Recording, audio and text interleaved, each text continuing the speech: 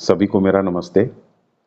चाहे जीवन की सामान्य कठिनाइयां हों, टॉक्सिक रिलेशनशिप्स हों, नार्सिसिस्टिक रिलेशनशिप्स हों, इन सब में हमें भारी रेस्पाइट या आराम मिल सकता है अगर हम सिर्फ अपने अंदरूनी रिएक्शंस के ऊपर काबू पा सकें, अपने इमोशनल रिएक्शंस या अपनी भावनात्मक प्रतिक्रिया के ऊपर काबू पा सकें। लेकिन जब हम अपनी भावनात्मक प्रतिक्रिया के ऊपर विचार करते हैं तो हम पाते हैं कि हम इसको काबू कर पाने में बुरी तरीके से असफल हैं। तो आखिर क्या कारण है कि हम अपनी भावनात्मक प्रतिक्रिया को या अपने इमोशनल रिएक्शंस को काबू नहीं कर पाते और बेटर इन्फ्लुएंसेस को अट्रैक्ट नहीं कर पाते? हम बेटर इन्फ्लुएंसेस को, अच्छे प्रभावों को अपनी तरफ आकर्षित कर सकते हैं, अच्छे व्यक्तियों को अपनी तरफ आकर्षित कर सकते हैं, अच्छी परिस्थितियों को अपनी तरफ आकर्षित कर सकते हैं अगर सिर्फ हम अपने इमोशनल रिएक्शंस को कंट्रोल कर सकें, अपने इमोशनल रिएक्शंस के ऊपर काबू पा सकें। अगर मैं आपको थोड़ा सा एक हिंट दूं तो आप शायद इस बात को समझ पाएंगे। मान लीजिए कि आपके पास एक स्विच है, उस स्विच को अगर आप ऑफ कर दें तो आपके इमोशनल रिएक्शंस बंद हो जाएं, तो क्या होगा? तो आपके सिर्फ फिजिकल रिएक्शंस बचेंगे, इमोशनल रिएक्शंस बंद हो गए। तो आप जो चाहेंगे कर सकेंगे, जिस परिस्थिति में चाहेंगे उस परिस्थिति में निर्वाह कर सकेंगे। आप दूसरे लोगों के साथ निर्वाह इसलिए नहीं कर पाते हैं या आपको कठिनाई इसलिए नहीं होती है कि दूसरे लोग ज्यादा खतरनाक हैं। आपके साथ परेशानी यह है कि आप अपने इमोशनल रिएक्शंस को कंट्रोल नहीं कर पाते। और हमारी भाषा ऐसी है कि हम कभी भी अपने इमोशनल रिएक्शंस के बारे में बात ही नहीं कर पाते हैं। हमारी क्षमताओं के बारे में, जो कि हमारे इमोशनल रिएक्शंस को कंट्रोल करने के लिए जरूरी हैं, उनके बारे में हम बात ही नहीं कर पाते। हम सिर्फ दूसरे लोगों के बारे में बात करते हैं, दूसरे लोगों के द्वारा क्रिएट की गई परेशानियों के बारे में बात करते हैं, दुख के बारे में बात करते हैं, लेकिन हम सॉल्यूशंस के बारे में बात नहीं कर पाते। तो आखिर क्या ऐसी चीज है जो कि हमें इतनी परेशानी पैदा करती है जब हम अपने इमोशंस को कंट्रोल करने की कोशिश करते हैं या अपने इमोशनल रिएक्शंस को कंट्रोल करने की कोशिश करते हैं? वो चीज जो सबसे भारी परेशानी पैदा करती है और सबसे छुपी हुई चीज है, वो है हमारा आइडेंटिफिकेशन या एक रूपता। तो ये एक रूपता या आइडेंटिफिकेशन है क्या चीज?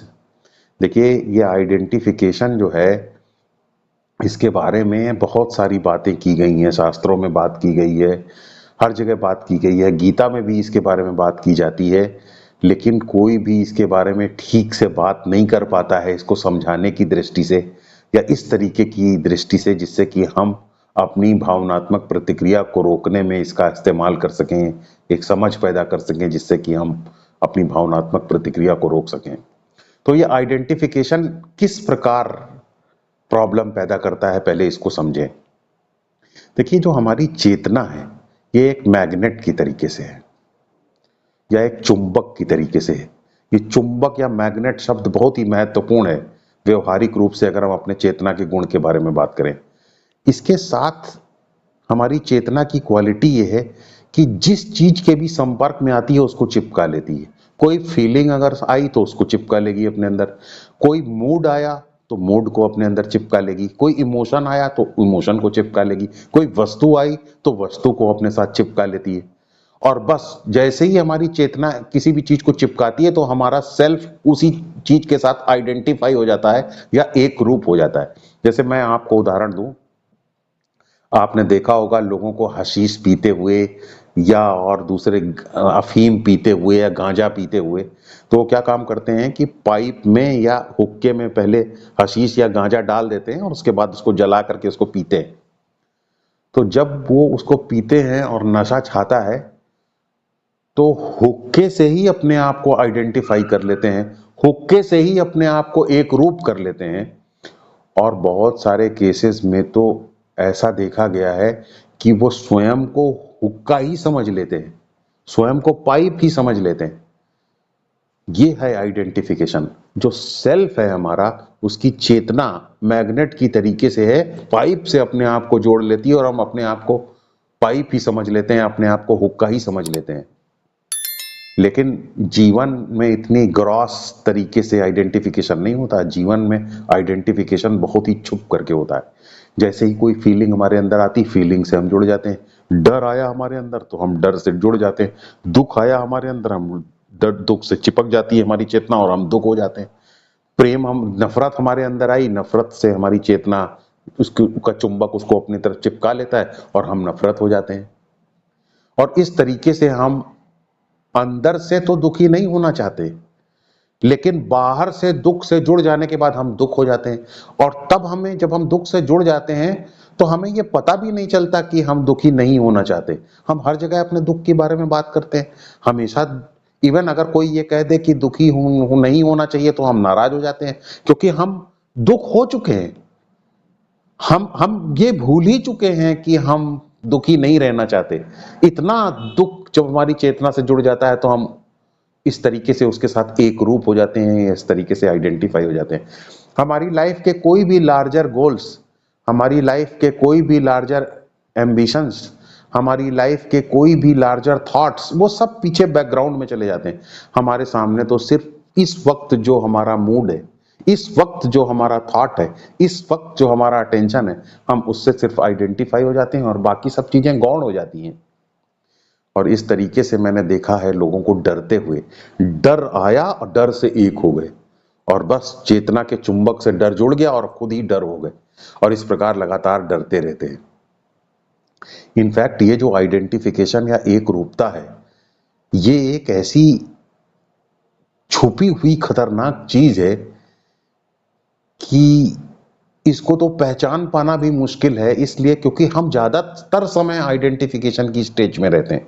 ज्यादातर समय हम आइडेंटिफाइड ही रहते हैं। सिर्फ ऑब्जेक्ट्स बदलते रहते हैं, वस्तुएं बदलती रहती हैं, फीलिंग्स बदलते रहते हैं, मूड बदलता रहता है, इमोशंस बदलते रहते हैं, लेकिन हमारा आइडेंटिफिकेशन नहीं चेंज होता। हम लगातार आइडेंटिफाइड रहते हैं। आइडेंटिफिकेशन की स्टेट नहीं बदलती है, एक रूपता की स्थिति नहीं बदलती है। सिर्फ ऑब्जेक्ट्स बदलते रहते हैं, वस्तुएं बदलती रहती हैं, और हम लगातार आइडेंटिफिकेशन की स्टेट में बने रहते हैं। और जीवन में कुछ लोग, एक दो लोग, तीन लोग, यही मेरा पूरा जीवन हो जाते हैं। जैसे कि आप किसी एक पेड़ को सिर्फ जंगल में देखें और बाकी सारे पूरे जंगल को, इतने विस्तृत जंगल को ना देख पाए, सिर्फ एक पेड़ को देखें, वैसे ही हमारी परिस्थिति है।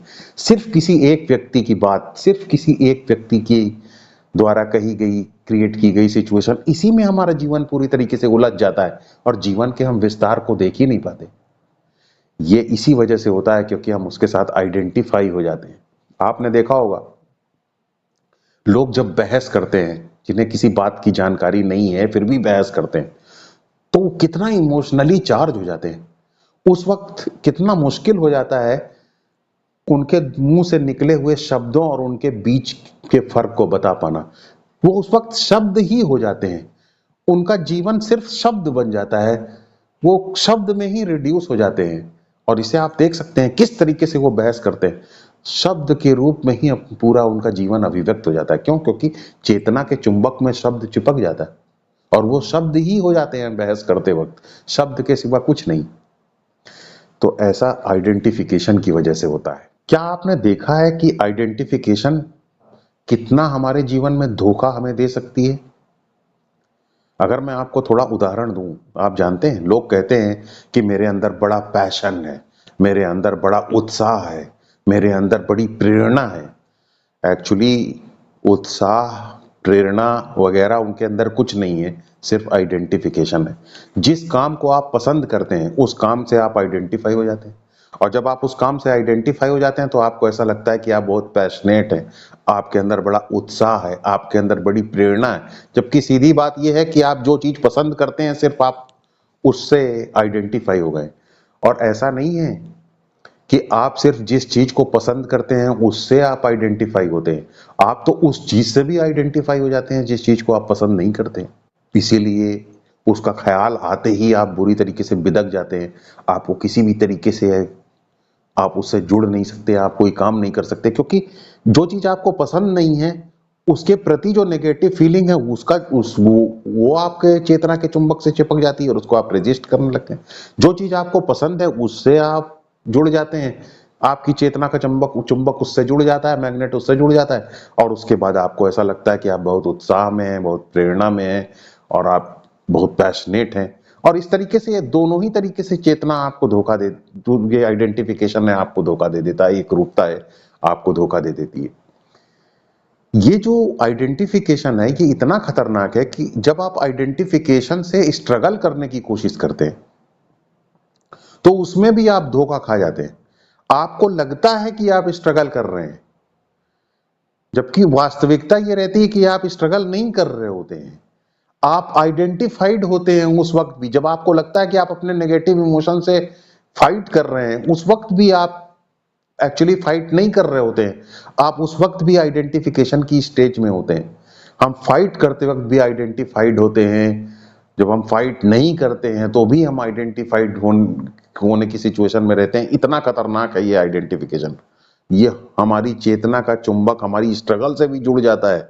हमारी चेतना का चुंबक हमारे जीवन की हर चीज को इस तरीके से जोड़ लेता है कि हमको ऐसा लगता है कि हम एक्चुअली इस आइडेंटिफिकेशन से स्ट्रगल कर रहे हैं, लेकिन हम आइडेंटिफिकेशन से स्ट्रगल नहीं कर रहे होते हैं, बल्कि हम उसका शिकार हो जाते हैं। और कभी कभी तो हम इस तरीके से धोखा खाते हैं कि अपनी जो पॉजिटिव, जब जो स्ट्रेंथ्स हैं, जिन चीजों को हम पसंद करते हैं, उनको अपने चुंबक में चेतना के हम जोड़ लेते हैं और उसके बाद हम आइडेंटिफिकेशन से स्ट्रगल कर रहे होते हैं। यानी आइडेंटिफाई पहले हो चुके होते हैं और उसके बाद तब स्ट्रगल करते हैं। ज्यादातर केसेस में तो हम जो चीज पसंद करते हैं, जो चीज हमारी स्ट्रेंथ है, पहले उससे आइडेंटिफाई हो जाते हैं, उसके बाद ही किसी तरीके की हम स्ट्रगल करते हैं। तो इस तरीके से हम कभी भी आइडेंटिफिकेशन से लड़ नहीं पाते। हमारी लड़ाई जो है वो आइडेंटिफिकेशन का ही एक दूसरा रूप होती है। इतना खतरनाक है ये आइडेंटिफिकेशन।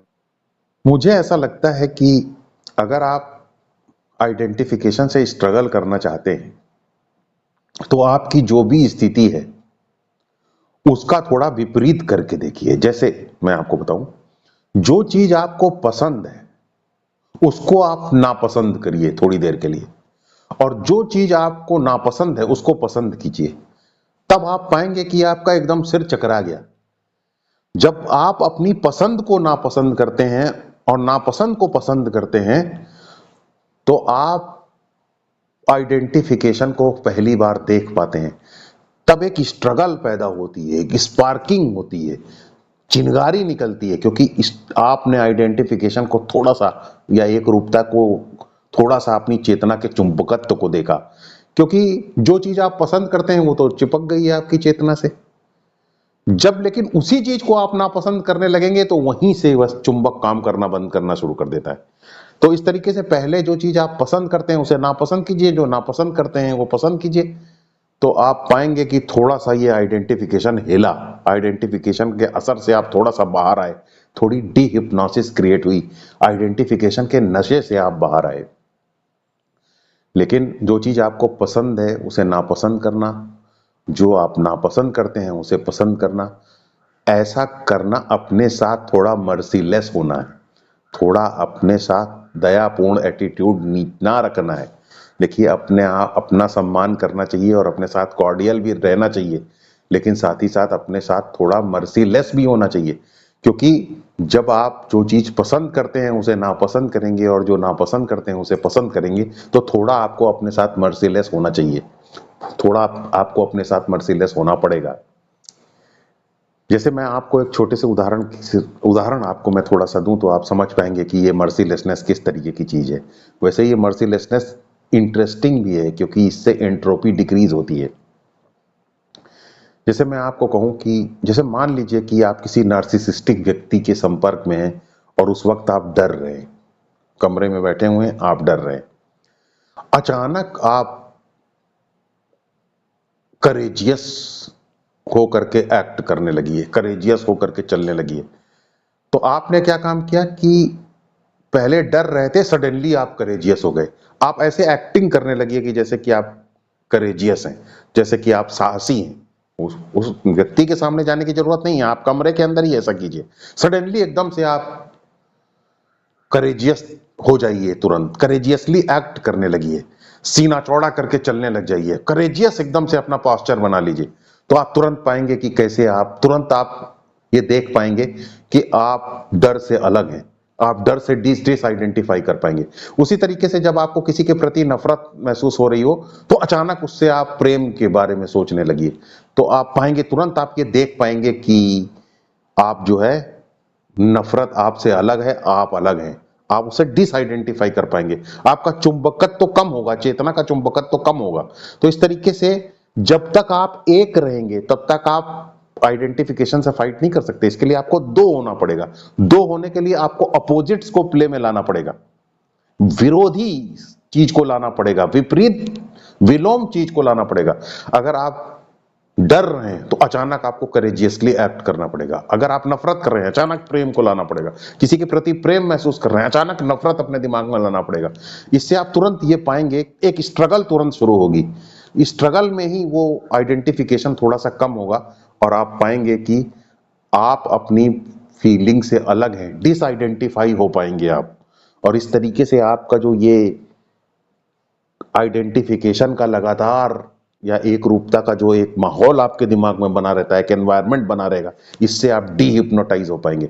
जैसे कि कुत्ता होता है, उसके ऊपर जब आप पानी डाल देते हैं तो ऐसे से झिड़क करके पानी से अलग हो जाता है अपने आप को, वैसे ही जब आप विपरीत भाव से चलेंगे, लाइक को डिसलाइक करेंगे, डिसलाइक को लाइक करेंगे, तो आपने झटक करके अपने इमोशंस को किनारे खड़े हो गए, तभी आप देख पाएंगे कि आप उन इमोशन से अलग हैं।